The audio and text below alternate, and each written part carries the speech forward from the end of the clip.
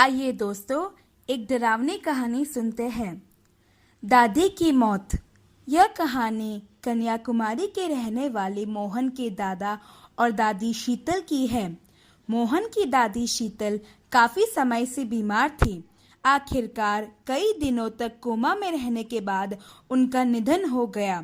उनके दादा विश्वास से परे तबाह हो गए थे, क्योंकि वह उनका सच्चा प्यार था और उनकी शादी को 50 साल हो गए थे।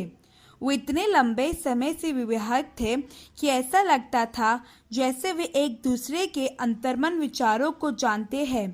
उनकी दादी शीतल को लंग कैंसर की बीमारी हो गई थी।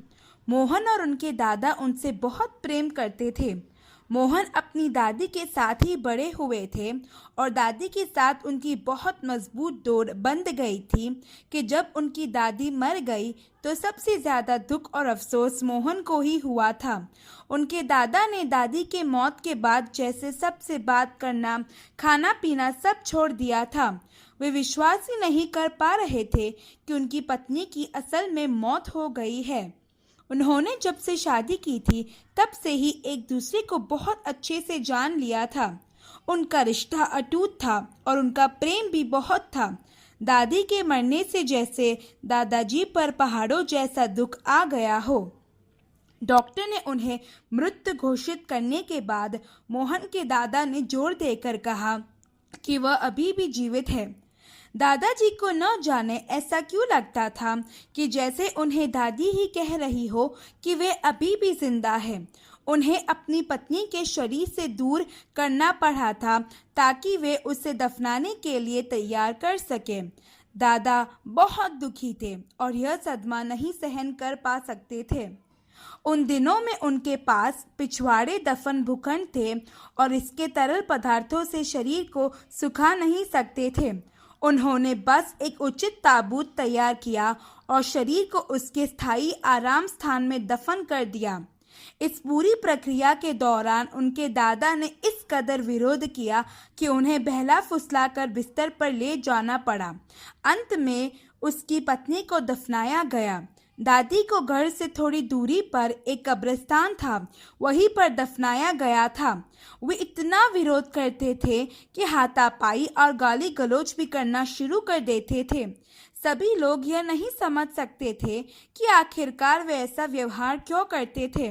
सभी को यही लगता था कि दादा दादी से इतना प्यार करते थे, इसीलिए वे उनसे दूर नहीं होना चाहते थे। उस रात वो अपनी पत्नी की भयावह दृष्टि से जागे, जो हिंसक रूप से उसे ताबूत से बाहर निकलने की कोशिश कर रहे थे। उन्होंने तुरंत डॉक्टर को फ़ोन किया और अपनी पत्नी के शरीर को सहलाने की भीख मांगी।